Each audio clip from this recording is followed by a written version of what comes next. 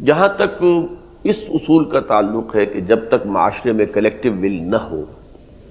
تو اسلام کا انقلاب نہیں آ سکتا، شریعت نافذ نہیں ہو سکتی، یہ بالکل صحیح ہے، اس میں 1% بھی غلطی نہیں ہو سکتی۔ کلیکٹیو ول سے مراد معتدب تعداد کے اندر اور منظم، ہمیشہ میجورٹی تو نہیں ہوگی ان لوگوں کی، لیکن وہ مائنورٹی اپنی تنظیم، ڈسپلن، ایثار، قربانی سے وہ ایفیکٹو ہو جاتی ہے ایز میجورٹی، اس لیے کہ میجورٹی سائلنٹ ہوتی ہے، لفظی استعمال ہوتا ہے سائلنٹ میجورٹی۔ عظیم اکثریت جو ہوتی ہے کسی معاشرے کے اندر وہ تو سائلنٹ ہوتی ہے، وہ تو ہوا کا رخ دیکھتی ہے، ادھر کو چلی ہوا تو ادھر چل پڑے اور ادھر کو چلی تو ادھر چل پڑے، ان کے اندر کسی بھی مقصد کے لیے کھڑے ہو کر اور قربانی دینے کا جو ہے وہ داعیہ نہیں ہوتا۔ تو اب چونکہ ایک نظام قائم ہوتا ہے ظالمانہ یا مشرکانہ یا جو بھی آپ اسے کہیں باطل نظام، تو سائلنٹ میجورٹی محسوس ایسا ہوتا ہے کہ گویا اسے سپورٹ کر رہی ہے، حالانکہ وہ سپورٹ نہیں کر رہی ہوتی، وہ صرف اس کی خاموشی ہے۔ اب اگر کوئی ایک مائنورٹی بھی منظم ہو جائے، ڈیڈیکیٹڈ ہو، آرگنائزڈ ہو، ڈسپلنڈ ہو،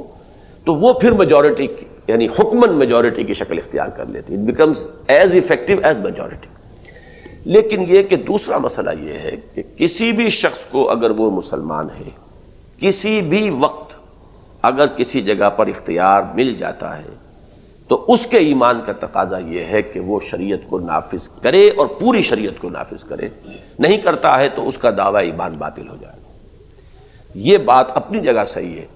کہ اگر وہ میجورٹی وہ کلیکٹیو ول نہیں ہے تو جیسا کہ میں نے کہا تھا کہ یہ معاشرہ اٹھا کر ضیاء الحق صاحب کو پھینک دیتا، کوئی حرج نہیں، لیکن یہ کہ جب ضیاء الحق صاحب اسلام کا نام لے کر آئے تو ان پر یہ لازم تھا کہ وہ کل کی کل شریعت کو نافذ کریں،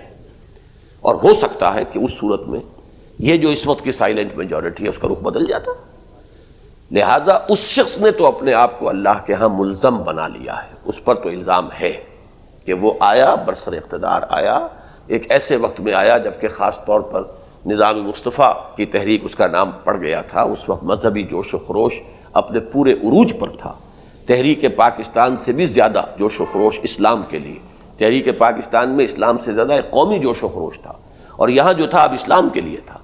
لیکن یہ کہ وہ سارا اس نے اسٹیم آؤٹ کیا ہے، تو اس شخص کا لازماً یہ الزام رہے گا اس پر، اور وہ ذمہ دار ہوگا اللہ کے ہاں، اور اسے لازماً کرنا چاہیے تھا۔ اب اس کے بعد کیا ہوتا یہ تو میں اپنا گمان دے رہا ہوں نا کہ معاشرہ اٹھا کر پھینک دیتا، لیکن یہ ہے کہ یہ بھی تو امکان موجود ہے، جب تک کہ کوئی صورت واقعہ بالفعل سامنے نہ آ جائے آپ دوسرے امکان کو رول آؤٹ تو نہیں کر سکتے۔